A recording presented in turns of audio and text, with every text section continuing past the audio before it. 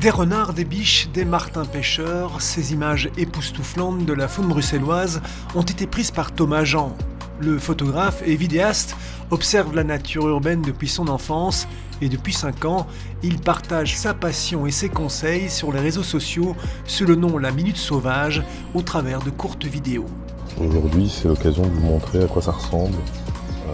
Des images de martins pêcheurs à Bruxelles réalisées dans des conditions optimales puisque j'utilise un affût. Nous rencontrons Thomas au début du mois de novembre. Il nous donne rendez-vous dans le centre-ville de Bruxelles où il a pu filmer un impressionnant ballet d'oiseaux migrateurs. Ici, en plein cœur de la ville, chaque année, il y a un rassemblement de, 10 000 étourneaux sansonnets juste au-dessus de nos têtes. Et j'ai eu la chance de pouvoir l'observer depuis un appartement ici en haut, puisqu'un abonné du compte Instagram de La Minute Sauvage m'avait contacté en me disant « Viens chez moi, tu vas voir, c'est extraordinaire ».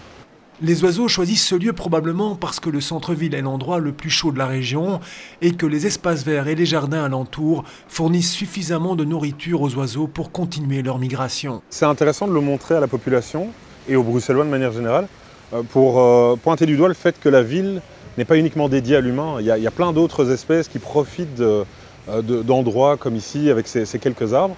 Et on a tout intérêt à favoriser ce genre de zone avec de la végétation, avec de la nourriture, des sites de potentiel de nidification, etc. pour favoriser la présence de ces différentes espèces. Pour étayer son propos, Thomas nous emmène à Schaerbeek, en bordure du boulevard Lambermont, à la friche Josaphat. Une zone à très haute valeur biologique, reconnue par Bruxelles Environnement, mais malheureusement affectée en terrain constructible et donc visée par un énorme projet immobilier. Alors, il y a différents types d'habitats naturels qui vont attirer plein d'espèces animales et végétales différentes.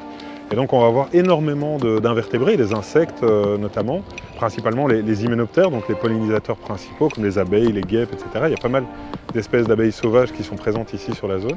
Et alors on va aussi observer énormément d'oiseaux, puisque s'il y a des plantes à fleurs qui attirent des insectes et qu'il y a des graminées, ça va forcément favoriser la présence d'oiseaux insectivores ou granivores.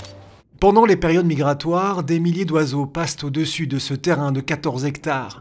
Thomas a notamment pu observer le hibou des marais ou encore le torcol fourmilier. Et c'est vrai qu'il y a des espèces qui étaient facilement observables il y a encore quelques années, il y a quelques décennies, qui aujourd'hui sont littéralement introuvables.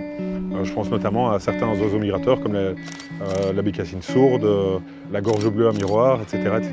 Et ces espèces-là ne trouvent plus d'habitat naturel intéressant à Bruxelles du fait de son urbanisation.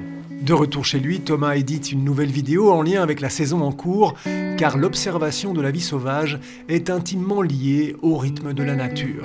Par exemple, en hiver, on va avoir beaucoup moins de végétation, les feuilles des arbres tombent, et donc dans les espaces verts ou même en forêt de soigne, on a un champ de vision qui est beaucoup plus important, beaucoup plus large. Et ça va être extrêmement intéressant, par exemple, pour observer le chevreuil, qu'on va pouvoir repérer à 100 mètres, là où en plein été, quand il y a vraiment beaucoup de végétation, beaucoup de feuillage, on ne le verra pas même à 20 mètres. Au travers de sa passion, Thomas milite pour sauvegarder la biodiversité en ville, avec des images fortes, comme cet instant capturé dans une décharge où l'on voit une cigogne blanche prisonnière d'un sac estampillé du cycle de recyclage, un oiseau probablement voué à mourir à cause de l'homme.